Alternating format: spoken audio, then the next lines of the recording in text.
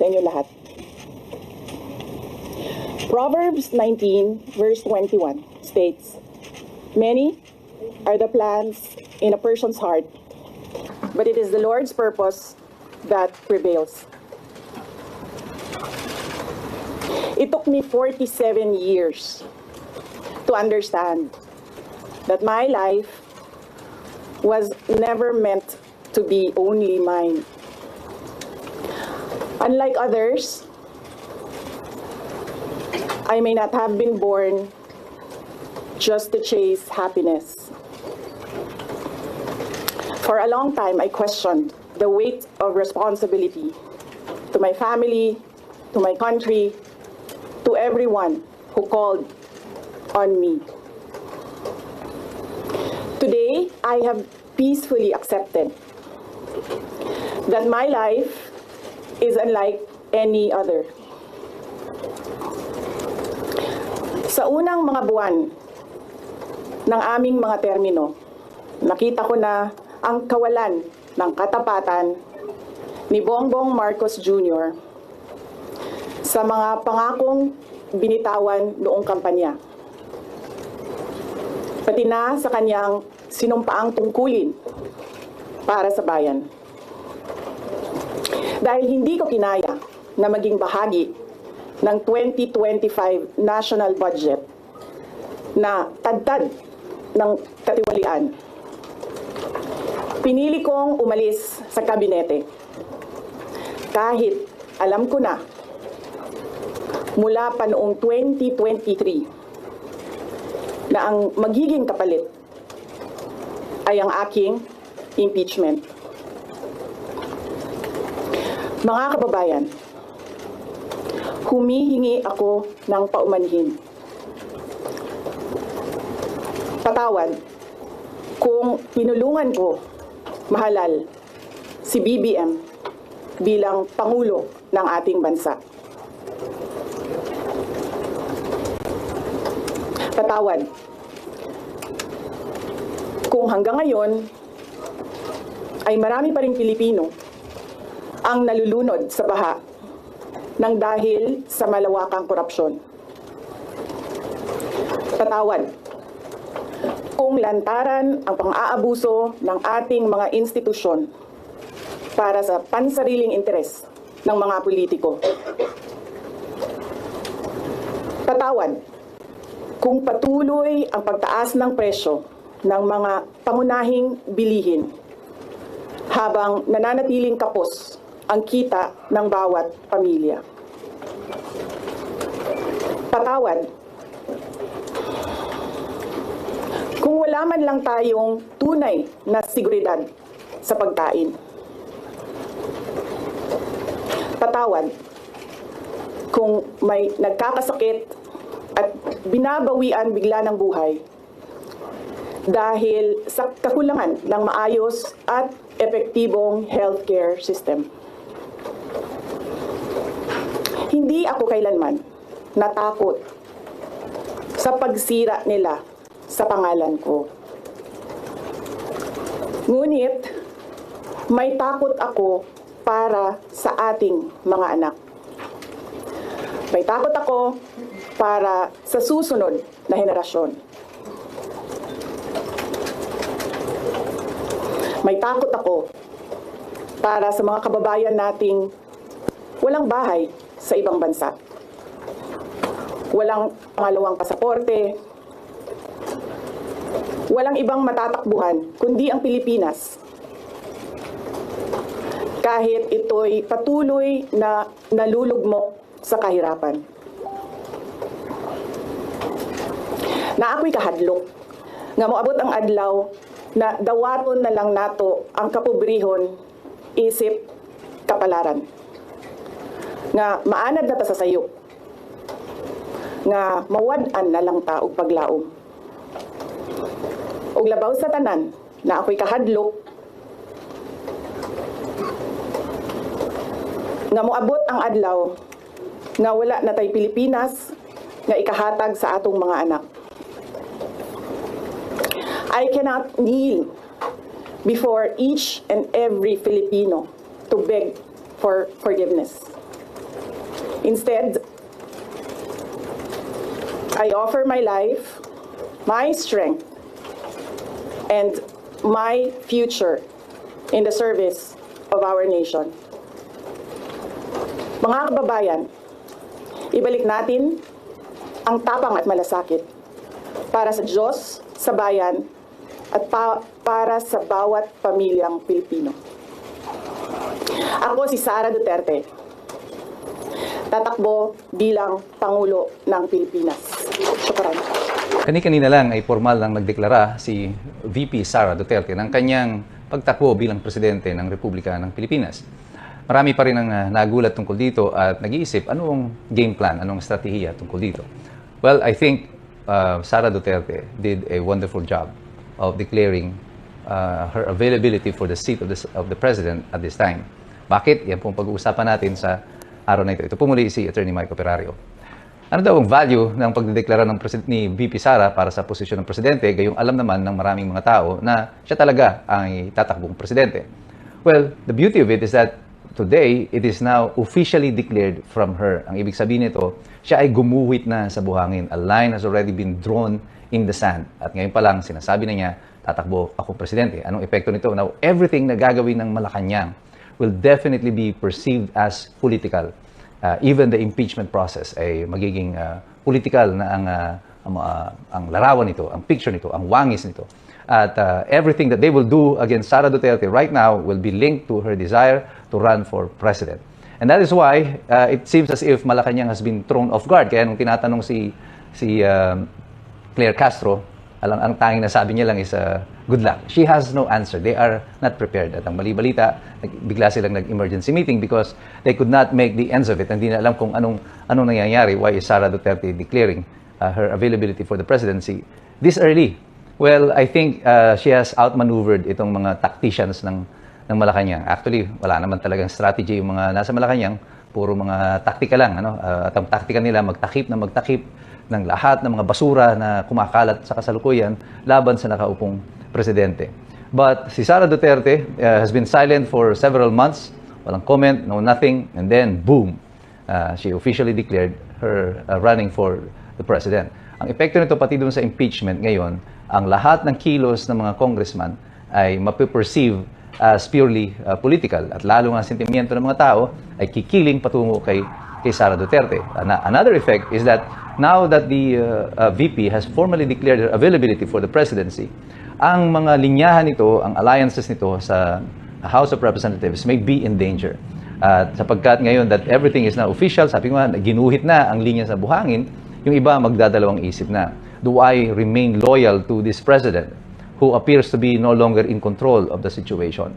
Or will I make myself available, or do I get to the good side? Punta na ako dito sa tabi ng potensyal na presidente. Kasi it will take a lot of effort for them to destroy Sara Duterte, whereas it will take less effort for them to be on the good side of Sara Duterte. Well, the downside for them is that habang nakaupo si Bongbong Marcos, it will be hard for them to be on the good side of Sara without facing the repercussions and consequences. But with 2 years to go, is it worth the risk? Yan ang pag-uusapan lang nila dyan.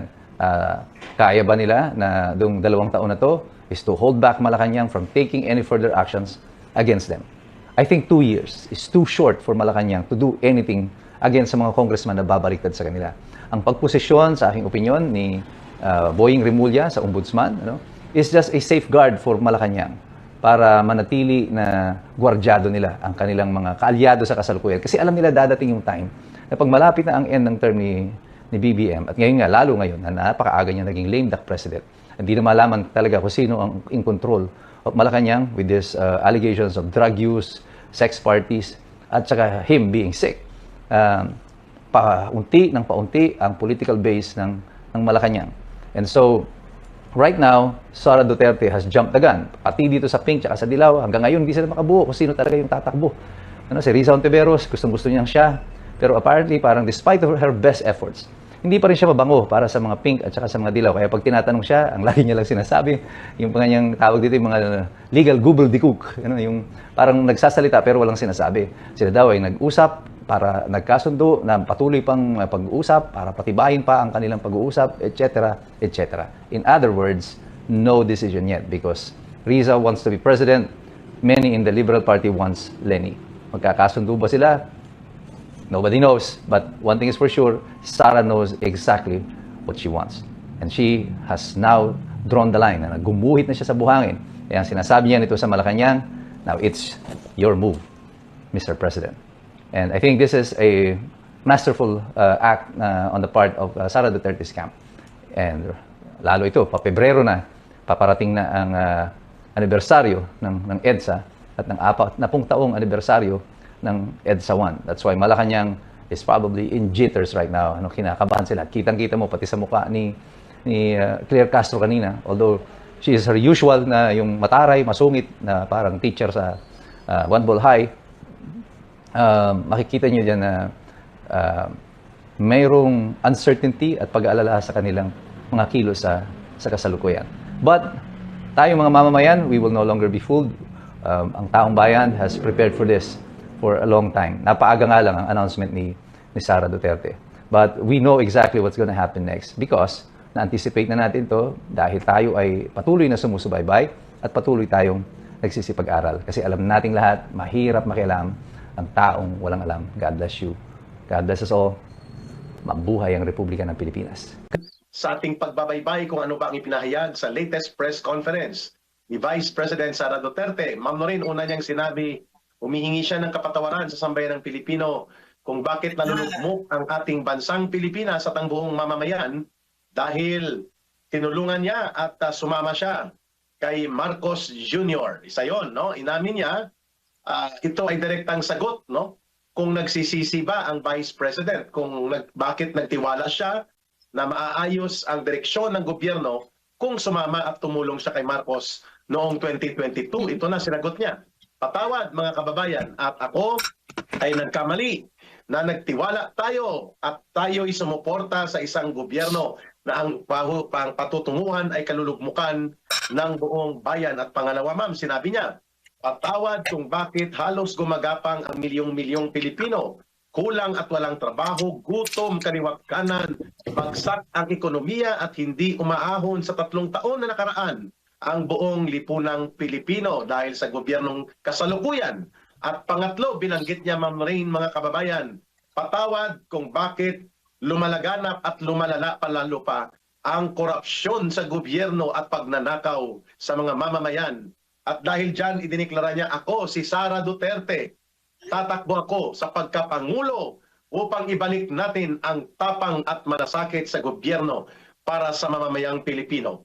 Ma'am, biglaan ito, unannounced, bigla na lang po siyang nag-notify in a short moment bago siya mag-onboard online for this statement from the Vice President. Your reaction, ma'am, and your opinion on this? Well, my heart is filled with joy, no? And it's filled with hope. But first, to break it down, Eric, no, mahalaga sa akin na humingi siya ng patawad sa Pilipino. Kasi kaya lang naman nanalo yung bangag na yan. No? The worst president that this country has ever had is because Inday endorsed him. Inday said, kung hindi ninyo siya iboboto, wag nyo na lang ako iboto. Yes. Gusto siya ng taong bayan, 'di ba? So it is so important that she acknowledges that this was her fault. That to me is very important in a leader. Hindi katulad nitong nakaupo ngayon, itong bangag na ito. Nothing is ever his fault.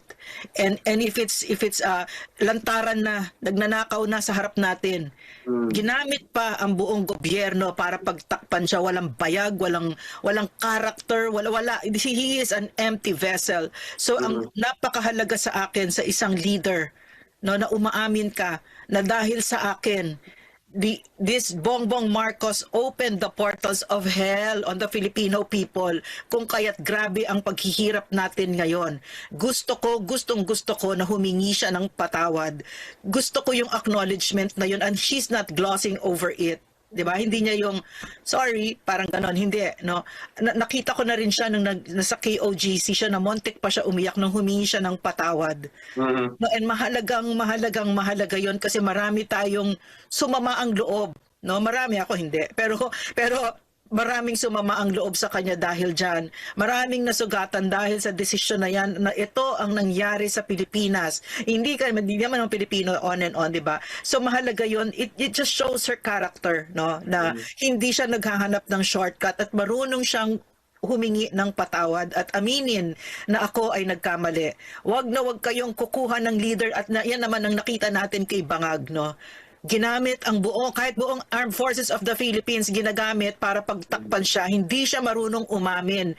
Bagkos ginagamit pa ang buong resources ng gobyerno, ang pera ng bayan para pagtakpan yung pagnanakaw niya at magnakaw pa siya ulit. Yan ang napakawalang kwentang basura na nakaupo dyan sa Malacanang. So mahalaga sa akin yon na humingi ng tawad si Inday. No, and this has been her baptism of fire for Inday. She has gone through this test and she has passed it with flying colors. Ang panawagan na ibalik ang tapang at malasakit sa isang tama at matino na pamahalaan ay pangangailangan ng mga mamamayang Pilipino. People are looking to have this kind of government na sa loob po ng 3 taon ay hindi nila naramdaman ang gobyernong ito. And we're talking about the millions of people like ang mga magsasaka, magbubukid, manggagawang bukid, katutubong pamayanan at mga tribo, kabataan, mangingisda, kababaihan. Yung mga sektor na tinalikuran ni Marcos pagkatapos na binuo ni Pangulong Duterte, ang pundasyon ng linya ng dapat ay prioridad.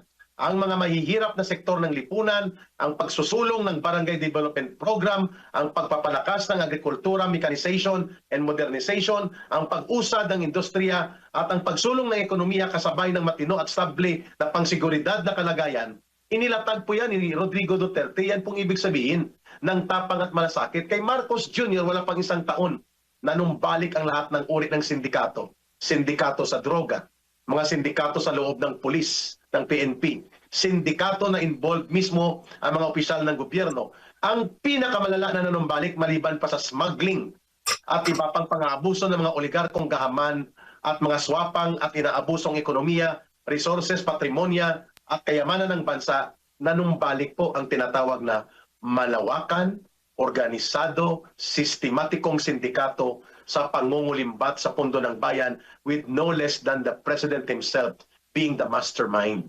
Yan po ang lahat ng mga hinahanap ng taong bayan na dapat mabaliktad at maibalik sa tapang at malasakit. And it's not just about honoring and remembering the legacy of Rodrigo Duterte, but it's about bringing the reality of good government na dapat ay tinatamasa ng mamamayan.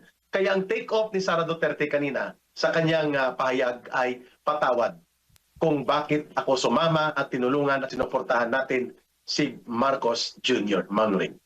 I also like what she said, Eric, no, nung sinabi niya, I offer my life, my strength, and my future in the service of our nation. Kasi that's her track record. Eh. Naaawa din ako sa kanya kasi the whole time that I worked with PRRD and I saw him, no, the whole thing, I really wondered, why would anybody want to be president? Talagang para ka talagang kumuha ng pinampukpok mo sa sarili mo. It's really hard. It's really tough work and it's a no-win situation, di ba? And yet, Excuse me. yeah. Tougher kung magsiservisyo ka ng tama, totoo. Yes, Naunahin yes. mong kabutihan ng mamamayan. Pero Yes, that's kapritsyo right. at luho sa pagnanakaw ang inatupag ni Marcos, gustong-gusto nila.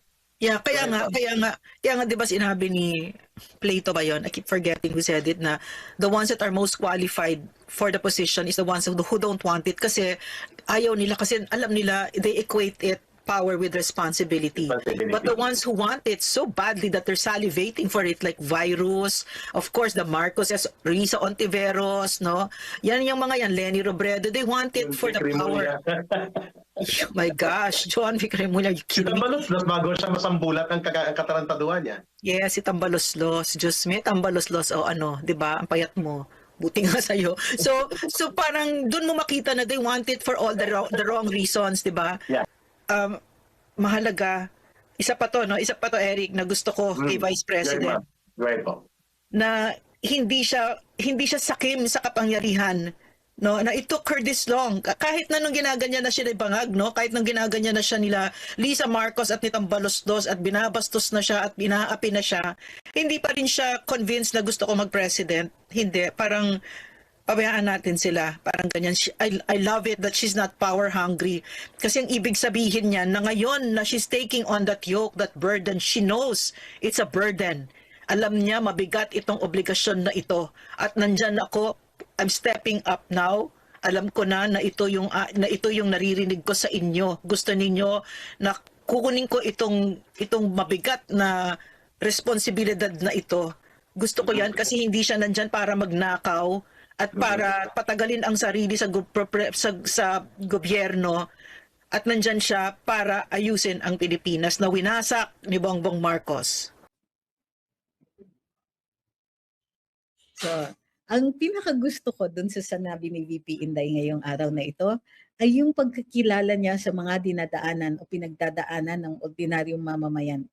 Yung yung gastos, yung pangamba sa krimen, pangamba sa kakulangan ng healthcare, pangamba kung mapapaaral ang mga anak, pangamba kung may pag-asa pa ba na maiahon ng Pilipinas ang sarili niya sa pagkalugmok dito sa disaster na Bongbong Marcos ang pangalan.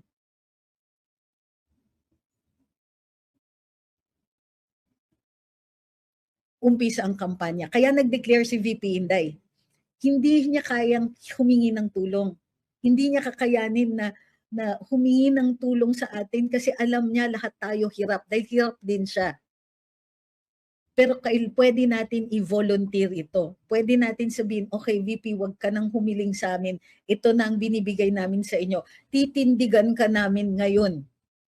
Hindi kami titigil sa pagdidepensa sa iyo. Hindi kami titigil sa tuloy-tuloy na pagkukumbinsi sa aming mga kababayan na ikaw, bukod tanging ikaw lang ang makaka-address nitong pinaglugmukan na ng bayan.